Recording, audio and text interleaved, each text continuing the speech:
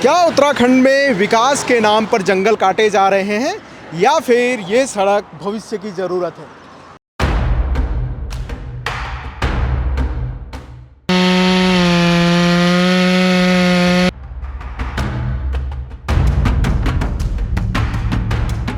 ये रोक दो सब लोग, जानवरों को परेशान मत करो। बहुत रुद्र रूप देखेगा उत्तराखंड। तो चौड़ी तो होनी चाहिए, जब जिस हिसाब से ट्रैफिक चल रहा है उस हिसाब से चौड़ी तो होनी चाहिए। जो सबसे बड़ा विशालकाय जीव है, हम एलिफेंट कॉरिडोर में भी हैं। आप देख लीजिए, जाम नहीं है यहाँ पे, यहाँ जाम नहीं लगता है। और बड़ी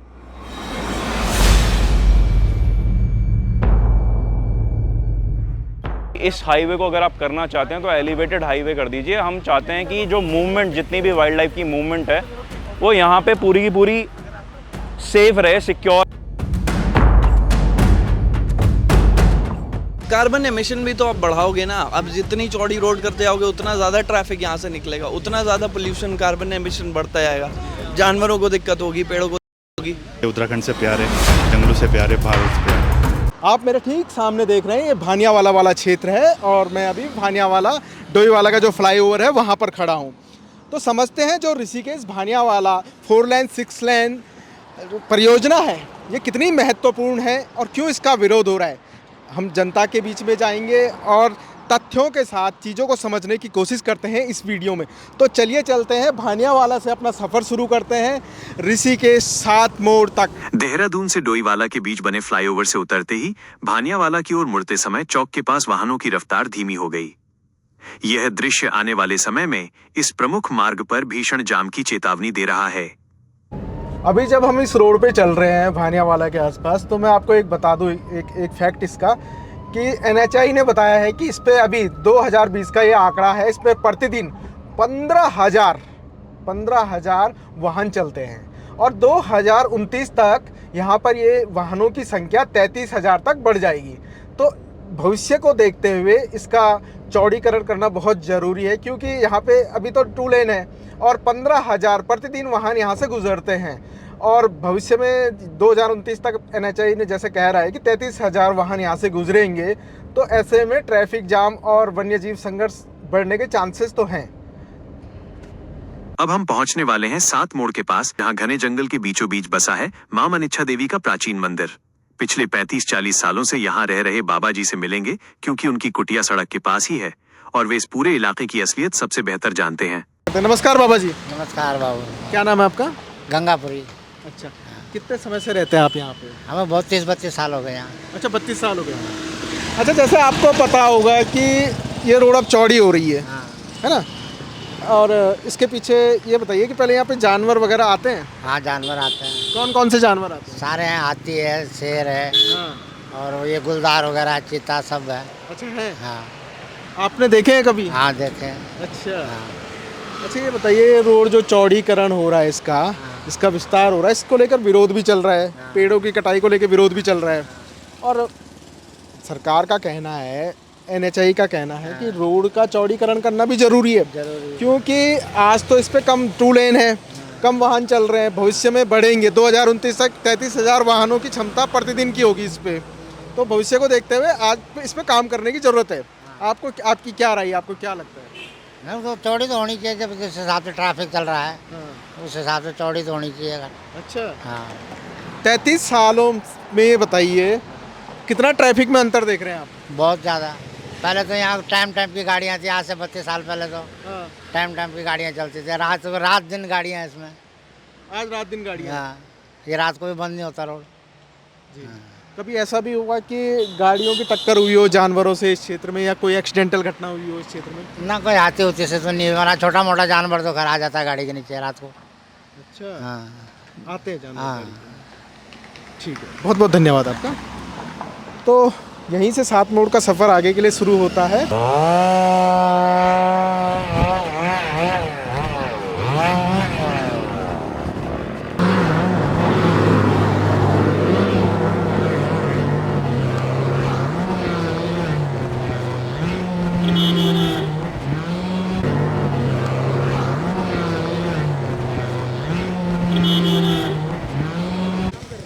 मेरे राइट हैंड साइड पे आप देखेंगे तो यहाँ पर पुलिस प्रशासन भी आ चुका है और पुलिस भी यहाँ पे मुस्तैद है। कुछ लोग यहाँ पर खड़े हैं, उनसे मैं बात करने की कोशिश करता हूँ।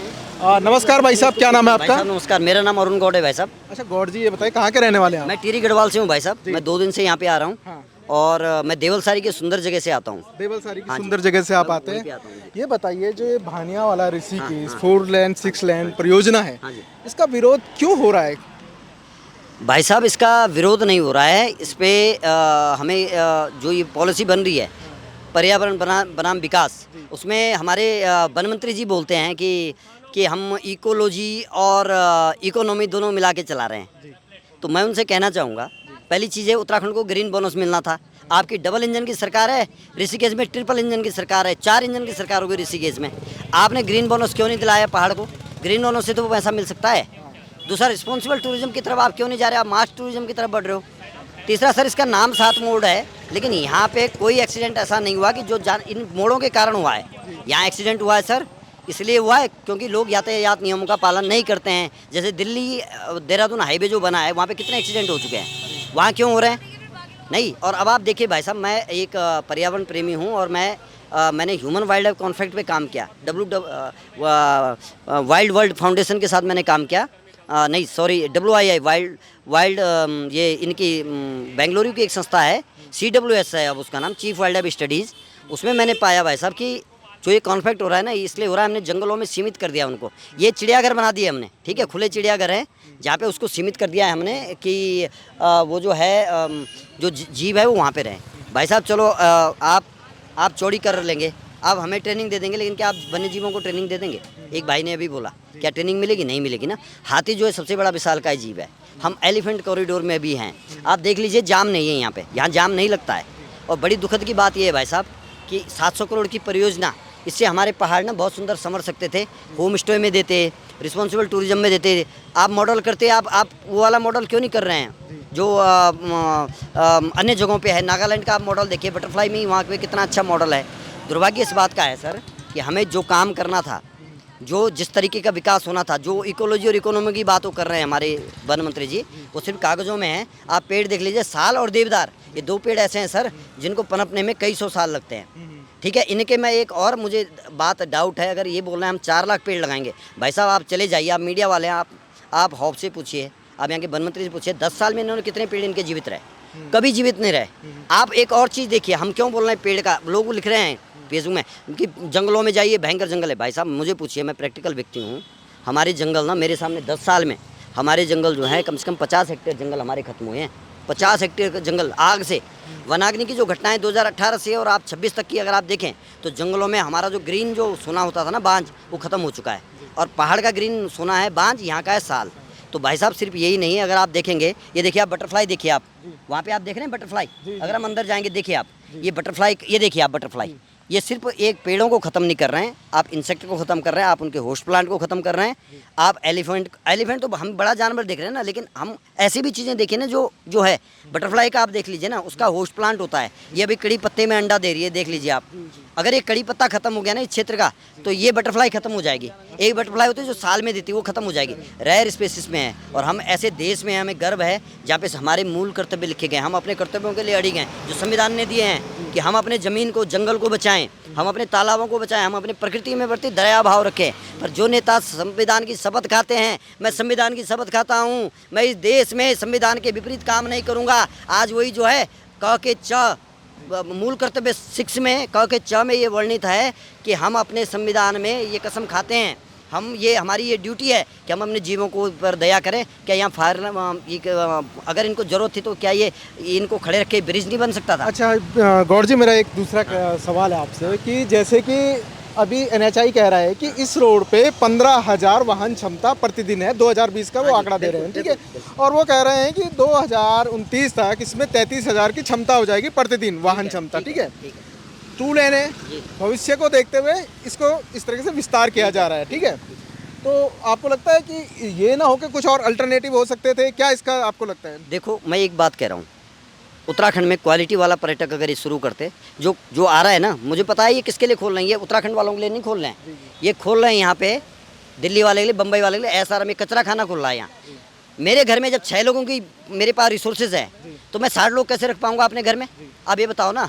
आप क्षमता तो देखो, पहाड़ों में पानी पीने के लिए नहीं है, सूखा कितना, क्लाइमेट चेंज कितना हो गया है, देहरादून की आबो हवा आपने इतनी दूषित कर दी। तो आप एक काम करो भाई साहब, आप हम सब लोगों को आप बंगाल भेजो, ठीक है, आप हमें पाकिस्तान भेजो, आप जम्मू कश्मीर, आप बाहर भेजो ना, हमें विदेश भेज दो, हमें शिफ्ट करा दो उत्तराखंड वालों को। और आप उनको जो आपके हितैषी हैं टेजी वाले, आप उनको बुलाओ। जितने भी यहाँ पे रिजॉर्ट हैं बाहर वालों के भाई साहब, जितने भी यहाँ पे बड़े कंपनियों के हैं, वो अपने आप कहाँ रहते हैं? वो अपने आप इटली में शिफ्ट है, अपने आप जर्मनी में शिफ्ट है। यहाँ उन्होंने पैसा बनाने के लिए खोला हुआ है कचरा खाना। और उत्तराखंड की स्थिति आप देख लो, हम गंगा की बात करते हैं, हम हिंदुत्व की बात करते हैं, सनातन की बात करते हैं, गज को पूजा जाता है। प्रथम पूजा जो होती है गणेश की होती है। गणेश कौन है? भगवान गणेश कौन है?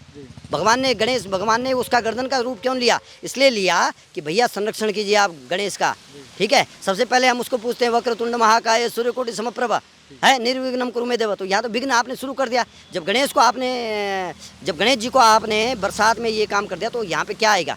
भाई साहब गीता में लिखा हुआ है, भगवान कृष्ण ने कहा है कि जब प्रकृति रोती है, बेजुबान जब रोते हैं तो उनकी आवाज़ ब्रह्मांड में गूंजती है। मैं ब्रह्मांड का स्वामी हूँ और मेरे तक वो आवाज़ पहुँचती है। और जब मेरे पे आवाज़ पहुँचती है, जब मेरे आंसू निकलते हैं, वो आंसू जो है आपदा में परिवर्तित होते हैं, तब मैं आपदा बन के आता हूँ और तब मैं कुदरत में तब मैं तबाही मचाता हूँ। मैं भी, जब भगवान कृष्ण इस धरती में आए थे, उन्होंने कहा था मैं प्रकृति के अधीन हूँ, प्रकृति मेरी अधीन नहीं है। ठीक है गौर जी, धन्यवाद आपका। तो अब यहाँ पे लगभग बारिश आ चुकी है, तो हम लोगों को निकलना पड़ेगा आगे की तरफ और गाड़ी में बैठना पड़ेगा।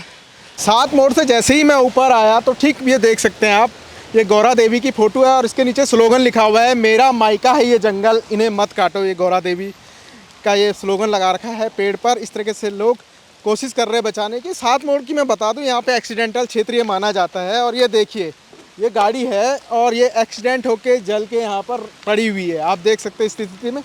तो ये एक सबूत है, एक तथ्य है कि यहाँ पे एक्सीडेंट तो होते हैं 7 मोड़ के आसपास। तो यहाँ पे ज़रूरत है।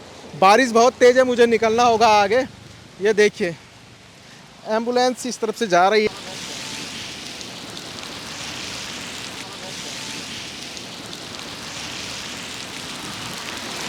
अब हम लोग धरना स्थल पर पहुंच चुके हैं और बारिश लगातार हो रही है जैसे हम 7 मोड़ पर पहुंचे थे। और ये देख सकते हैं जो लोग प्रोटेस्ट कर रहे हैं वो अभी भी धरना स्थल पर बैठे हुए हैं बारिश के बीच में। और बहुत ज़्यादा बारिश हो रही है, तो उसके बावजूद भी वो लोग यहाँ पर बैठे हुए हैं, धरना प्रदर्शन कर रहे हैं। जैसे ही बारिश बंद होती है तो उनसे हम सवाल जवाब करेंगे, तथ्यों के आधार पर समझने की कोशिश करेंगे कि आखिर में वो लोग क्या चाहते हैं, इसका अल्टरनेटिव क्या हो सकता था। तो बारिश बंद होने का हम लोग इंतज़ार कर रहे हैं, पर आप देख सकते हैं इन लोगों की हिम्मत को। ये बारिश में भी बैठे हुए हैं और अपने धरने को जारी रखा हुआ है यहाँ पर इन्होंने। बारिश बहुत तेज़ है यहाँ पे। भारी बारिश के बीच भानियावाला 7 मोड़ स्थित धरना स्थल पर आंदोलनकारी अपने अटल इरादों के साथ डटे रहे। इस प्रदर्शन में क्षेत्रीय पार्टियों, पर्यावरणविदों और युवाओं ने हिस्सा लिया, जो सभी इस बात पर जोर दे रहे हैं कि विकास और प्रकृति के बीच एक ऐसा संतुलन बनाना जरूरी है जो दोनों के अस्तित्व को सुरक्षित रखे। मेरा नाम कुंदन सिंह बिस्ट है, मैं उत्तराखंड क्रांति दल का कार्यकारी अध्यक्ष हूँ।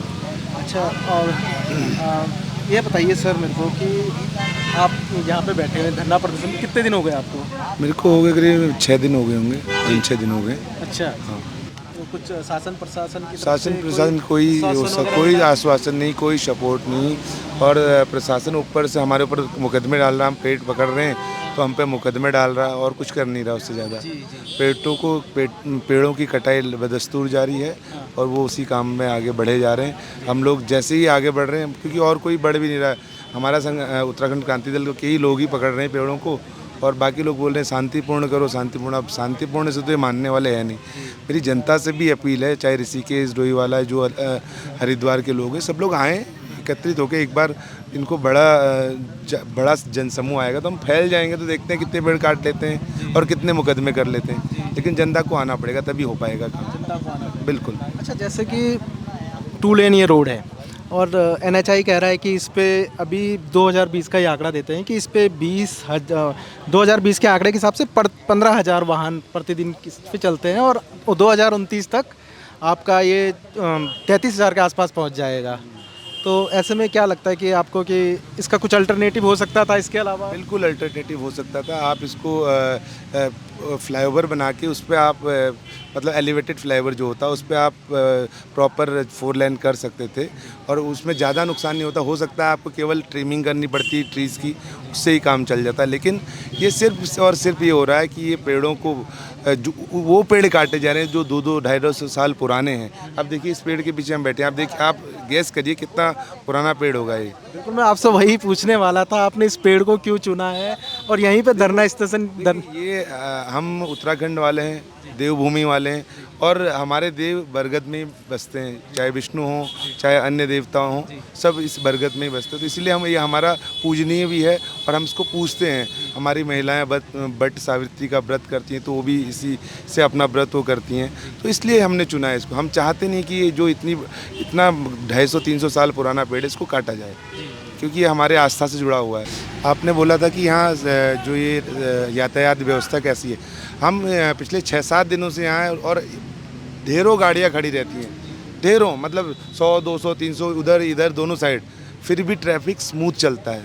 अब ये इनका केवल बहाना है कि ट्रैफिक नहीं चल पा रहा है और यहाँ की जनता कह रही है कि हमको ज़रूरत नहीं है, हमको हमारे पेड़ पौधों की ज़रूरत है, ये 4 लेन की ज़रूरत नहीं है, हमको नहीं चाहिए। आप इस बात से ये भी लगता है कि जो रोज़ हम देख रहे हैं, कभी 1 मिनट के लिए यहाँ ट्रैफिक बाधित नहीं हुआ।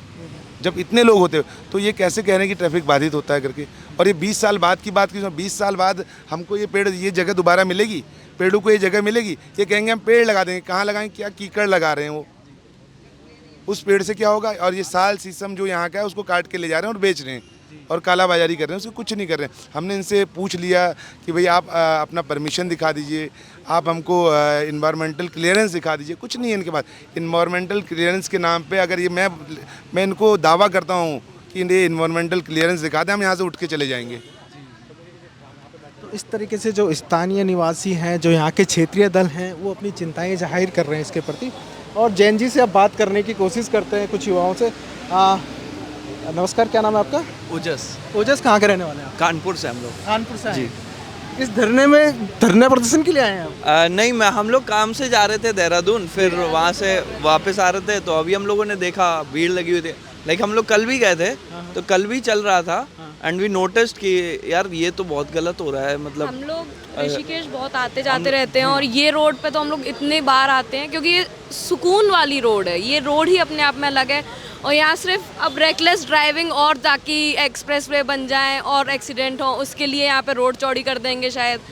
पेड़ काट रहे हैं, इतना पुराना पेड़, मतलब हम जितने यहाँ इकट्ठे हैं ना, सबकी उम्र मिला लो उससे भी ज़्यादा पुराना पेड़ है ये, और उसको काट रहे हैं। उसके साथ सिर्फ अपने एनवायरनमेंट के लिए अच्छा नहीं है। लाइक अगर इंसान को, मतलब यहाँ पे अगर सिंगल, मतलब बहुत छोटी रोड है अभी, तो लोग उतना स्लोली इंजॉय करते हुए जाते हैं, स्लोली चलाते हैं गाड़ी।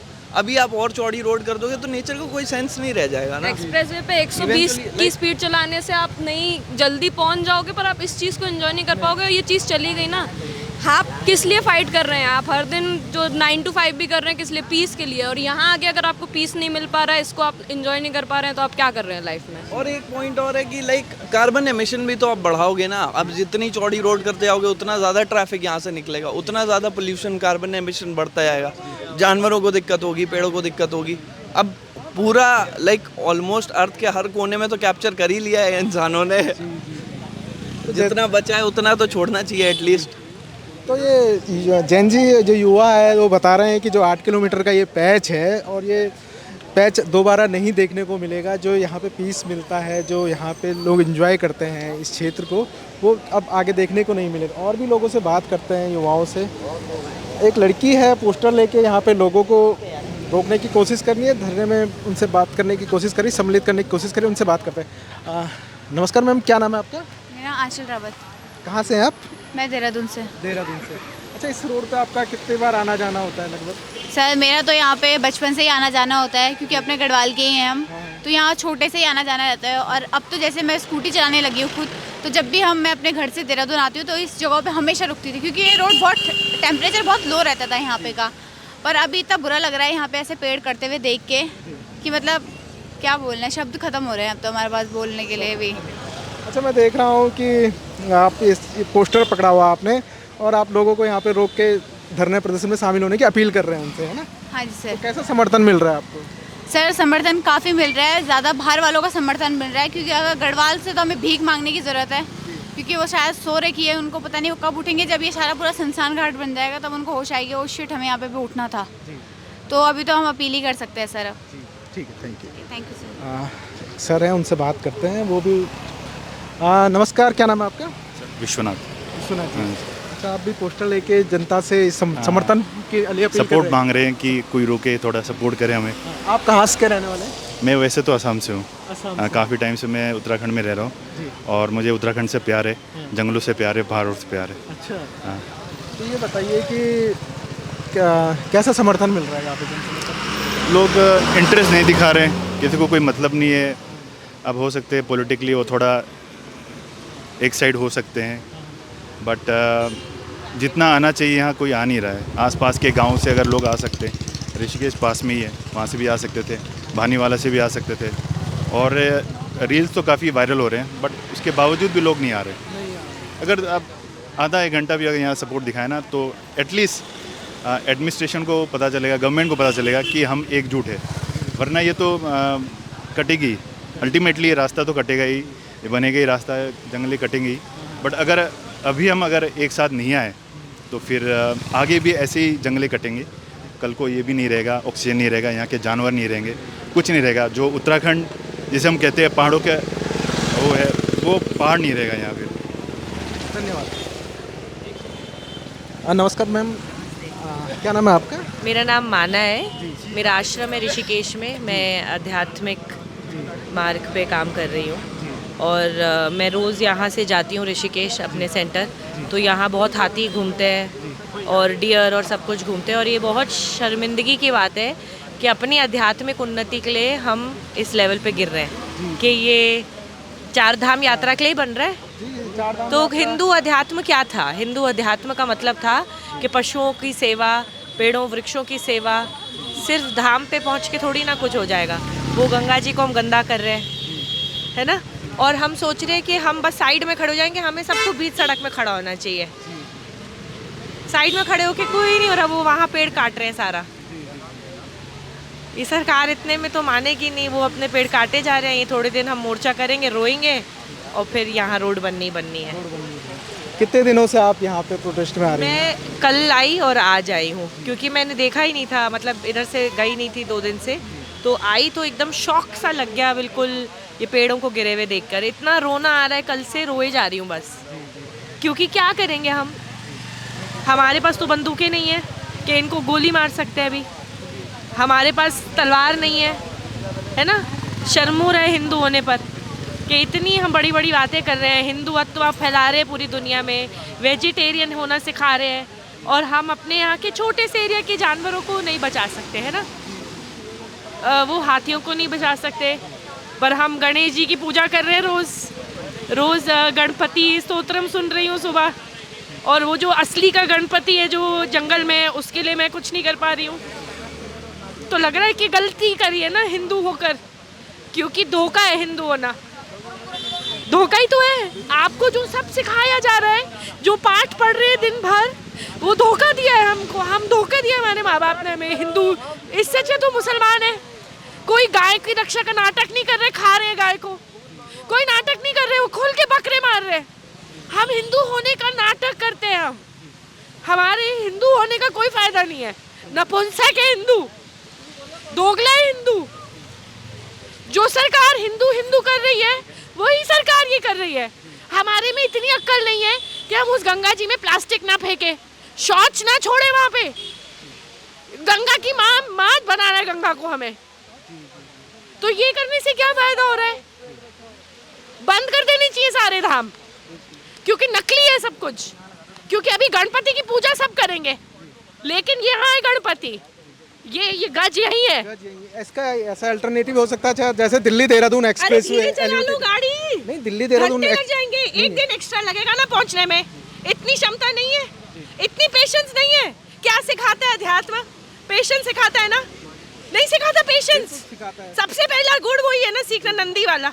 कि पेशेंट हो जा भाई। अगर तुझे 3 दिन लग रहे हैं, तेरी बस एक ही लाइन में खड़ी हुई है यहाँ, तो क्या प्रॉब्लम है? क्यों इसको बड़ा करना है? आपको नहीं लगता कि इसका अल्टरनेटिव ये हो सकता था कि इसे इसको एलिवेटेड बना सकते थे? कुछ मत करो, इंतजार करना सीखो, वेट करना सीखो। नहीं है लाइन में, हम मंदिरों में ढंग से खड़े नहीं हो सकते। हिंदू हैं हम, हिंदू योगी बन रहे हैं हम। ये योग की नगरी है ना। योग क्या था? क्या मतलब है योगी होने का? कि एक एक छोटे से तुलसी को अगर मैं इस्तेमाल कर रही हूँ अपनी चाय में, तो मैं हाथ जोड़ रही हूँ तुलसी के आगे। अगर गाय का दूध पी रही हूँ, तो मैं उस गाय का पालन कर रही हूँ, सिर्फ इस्तेमाल नहीं कर रही हूँ। अगर हम 4 धाम जा रहे, कितने लोग झाड़ू मारते हैं मुझे बताओ? वही है मेरा सेंटर गंगा जी के ऊपर, और मैं देखती हूँ दिन भर लोगों को कचरा फेंक के जाते हैं। ये आध्यात्मिक उन्नति होगी? ये योग है? ये सनातन है? ये हमारी सरकार है जो हिंदू हिंदू कर रही है। तो ये बारिश में लोग धरना दे रहे हैं, और ये इनकी भावुक अपील आप देख सकते हैं किस तरीके से ये भावुक होकर अपनी बात को रख रहे हैं। इनका दुख दर्द झलका है। इस आपने देखा होगा कि किस तरीके से ये भावुक हुई हैं, और इस तरीके से लोगों से हम अपील कर रहे हैं। और समर्थन किस टाइप का मिल रहा है आपको लोगों को यहाँ क्या मिल रहा है? क्या करेंगे आप मुझे बताइए? 5 जने क्या करेंगे? ये 100 जने आएंगे। वहाँ पीछे आदमी खड़ा है, एक आदमी पेड़ काटे जा रहा है आरे लेकर। ये कॉन्शियसनेस गिर गई है ना, गिर गई है ना हमारे अंदर। ये चेतना किस स्थल की है? वो तो 5,000 रुपए में बिक गया, नहीं बिक रहे। अभी मैं आपको बताऊं, मैंने अपना घर पहाड़ों में बनाया है, पर 10,000 रुपए में बिकता है फॉरेस्ट ऑफिसर। 10,000 रुपए है उसकी वैल्यू, बस उतना भी नहीं लेगा। 2,000 रुपए में बिक जाएगा। अभी नक्शे बनेंगे, मैं आपको बता रही हूँ। लाख रुपए फेंको उठा के फॉरेस्ट डिपार्टमेंट में, पोर्चिंग कर रहे एनिमल्स की अंदर अभी भी हो रही है। तो क्या करेंगे? सोल्यूशन क्या है? और यही हमारे नेता है, यही हमारी सरकार है, और यही हम हैं। हम भी तो यही हैं। घूस कौन खिलाता है? हम खिलाते हैं ना घूस। घूस तो और कोई नहीं खिला रहा, तो गिरे हुआ कौन है? हम ही गिरे हुए हैं ना, हम दोगले हैं। ठीक है मैम, बहुत बहुत धन्यवाद आपका समय देने के लिए।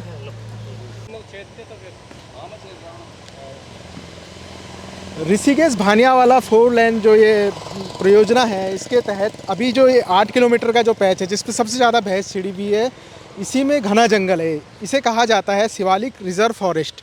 और यहाँ पे देख सकते हैं आप, यहाँ पे अभी लकड़ी कटाई वगैरह का काम चल रहा है। पेड़ काटे गए जा चुके हैं, और अब उनके कटिंग का काम चल रहा है। तो मैं आपको एक और चीज़ बता दूं, जब भी कोई एक्सप्रेसवे बनता है या हाईवे बनता है, तो वहाँ पर अक्सर 60 मीटर जगह को और एक्वायर कर लिया जाता है, उसका अधिग्रहण कर लिया जाता है, ताकि भविष्य में अगर सड़क पे या एक्सप्रेसवे पे दबाव बनता है तो उसका विस्तार किया जा सकता है 60 मीटर तक। ये भविष्य की योजना के तहत होता है। लेकिन इस वाले पैच में, ये जो 8 किलोमीटर का पैच है शिवालिक रिजर्व फॉरेस्ट का, ऋषिकेश भानियावाला वाला, तो इसमें 60 मीटर से घटाकर 23 मीटर किया गया है राइट ऑफ वे। ये हैं आशुतोष कोठारी जी, जो कि एक समर्पित पर्यावरणविद हैं और शुरू से ही इस आंदोलन से जुड़े हुए हैं। ये 7 मोड़ स्थित शिवालिक रिजर्व फॉरेस्ट के चप्पे चप्पे से वाकिफ हैं और वन्य जीवों की बारीकियों को समझते हैं, क्योंकि ये काफी समय से इसके संरक्षण के लिए काम कर रहे हैं। इनसे बात करेंगे और जानेंगे कि ऋषिकेश भानियावाला 4 लेन प्रोजेक्ट का ऐसा कौन सा विकल्प हो सकता है जिससे विकास भी चलता रहे और वन्य जीवों को नुकसान भी न पहुंचे। मैं आपके दर्शकों को बताना चाहता हूं कि हम अभी 7 मोड़ शिवालिक एलिफेंट रिजर्व में हैं, और ये एलिफेंट कॉरिडोर यहाँ पे 2 पड़ते हैं, कांसो बरकोट रेंज और 3 पानी। तो मतलब लाइक यहाँ पे मूवमेंट बहुत ज़्यादा होता है। चंद्रभागा नदी हमारे लेफ़्ट साइड पे आप देख सकते हैं। इधर ये जो पूरा जंगल है, ये चंद्रभागा नदी का जंगल पड़ता है, और ये पूरा अंदर हमारा नेपाली फार्म वाले को कनेक्ट करता है, पूरा का पूरा सोंग नदी को कनेक्ट करता है। तो एलिफेंट का जो मूवमेंट है वो पूरा नेपाल से 5400 किलोमीटर तक होता है यहाँ पे। और आपको पता है, बड़ा जानवर है, अपने माइग्रेटरी रूट्स को याद रखता है, और काफ़ी समय जंगलों में बिताते हैं। पूरा समय ही उनका जंगलों में होता है, अपने बच्चों के साथ, फैमिली के साथ। और बहुत दिल से ऐसे होते हैं कि मतलब अगर कोई मर भी जाता है तो बहुत टाइम तक दुख मनाते हैं वो जानवर। और हम ये कहना चाहेंगे कि मतलब लाइक हम अगर अपने बारे में सोच रहे हैं ना कि हम मानव को सारी सुविधा मानव को मिले, तो हमें अपनी वाइल्ड लाइफ के बारे में भी सोचना है कि सुविधा उनके लिए भी होनी चाहिए। अब सुविधा की बात मैं इसलिए कर रहा हूँ क्योंकि आज सुबह ही यहाँ पे एक डियर का एक्सीडेंट हुआ है, सांबर डियर का एक्सीडेंट हुआ है। सांबर डियर आप जानते हैं वाइल्ड लाइफ प्रोटेक्शन एक्ट में कितना बड़ा उनके लिए स्थान रखा गया है। और जो 2 लेन अभी यहाँ पे हाईवे है, यहाँ पे जाम नहीं लगता है, स्पीडिंग होती है। हम जब 6 लेन बनाएंगे तो कितनी स्पीडिंग होगी, ये सोचने वाली बात है। और कितने जानवरों को उसमें दिक्कत होगी। लोग तो मतलब लाइक अभी तो ऐसा होता है कि अगर हल्की स्पीड में चल रहे हैं तो रेप्टाइल को देख सकते हैं, किसी जानवर को देख सकते हैं, पॉसिबिलिटी ज़्यादा हैं बचने की। बट हाई स्पीड लेन जब बनेगी तो ये पॉसिबिलिटी बहुत कम हो जाएंगी। आप कह रहे हैं कि अगर अंडरपास हम देंगे और आपका ग्रीन वॉल बना देंगे तो शायद उससे कुछ फ़र्क नहीं पड़ने वाला है। जैसे कि हमने पूरी उसमें आपकी रिसर्च करी है, कितने आपके अंडरपास हैं, ये सब चीज़ों को देखते हुए, मद्देनज़र रखते हुए हमारे दिमाग में सिर्फ़ और सिर्फ यही चीज़ है कि इस हाईवे को अगर आप करना चाहते हैं तो एलिवेटेड हाईवे कर दीजिए। हम चाहते हैं कि जो मूवमेंट, जितनी भी वाइल्ड लाइफ की मूवमेंट है, वो यहाँ पे पूरी की पूरी सेफ रहे, सिक्योर रहे। और बहुत ज़रूरी है क्योंकि हम अगर अपने लोगों के लिए इतना सोच रहे हैं कि भाई हमें सीवर सिस्टम मिले, हमें यातायात की सारी सुविधाएं मिलें, पर हम अपने वाइल्ड लाइफ के लिए क्यों नहीं सोच रहे हैं? क्योंकि वाइल्ड लाइफ का भी उतना ही हक है इस अर्थ में जितना हमारा हक है, हमसे ज़्यादा ही उनका हक है। क्योंकि हम तो चलो फिर भी पॉल्यूशन वगैरह करते हैं, प्लास्टिक वेस्ट कर रहे हैं, तो ये चीज़ों के बारे में हमें सोचना चाहिए और ये इम्पॉर्टेंट है। हम चाहते हैं कि हमारे जज साहब, हमारे सुप्रीम कोर्ट के सीनियर जज, वो इस चीज़ में अपना ध्यान लगाएं और इस केस को नेगलेक्ट ना करें। और मुझे आशा है कि कुछ ना कुछ पॉजिटिव आएगा, जैसे कि मुडुमलाई 2020 के केस में आया है। हमारे इतने बड़े बड़े पेड़ हैं जो ब्रिटिश काल से हैं, ये पेड़ मतलब 1863 का मेरे पे आर्टिकल पड़ा हुआ है, उस टाइम के ये पेड़ हैं। तो 150, 200, 250 साल से भी पुराने पेड़ हैं। आप उनको आज की डेट पे जो पूरी यहाँ पे शुद्ध वायु बना के रख रहे हैं, इतना कार्बन ले रहे हैं हमारा, मतलब लाइक हमारी गाड़ियों की जितना वॉल्यूम बन रहा है, जितना हमारा वॉल्यूम बढ़ रहा है गाड़ियों का, पॉल्यूशन का वॉल्यूम बढ़ रहा है, उसके लिए हमें एक्शन लेने बहुत ज़रूरी हैं। हमें मूवमेंट को नज़रअंदाज नहीं करना चाहिए, हमें अपनी इकोसिस्टम को नज़रअंदाज नहीं करना चाहिए। हम आपको ये भी दिखाना चाहते हैं कि ये एक बहुत बड़ी प्रॉब्लम है, एलिवेटेड हाईवे वगैरह। और यहाँ पे अगर वाइन शॉप वगैरह हम बंद करवाते हैं इस वे पे और थोड़ा सा कोशिश करते हैं कि मतलब लाइक गाड़ियों की मूवमेंट और उनको ट्रैक करा जाए। देखो रिज़र्व फॉरेस्ट है, एलिफेंट रिज़र्व है, उसके लिए एक्शन तो लेने पड़ेंगे क्योंकि जनता हमारी बेवकूफ़ है, हाथी और जानवर बेवकूफ़ नहीं है।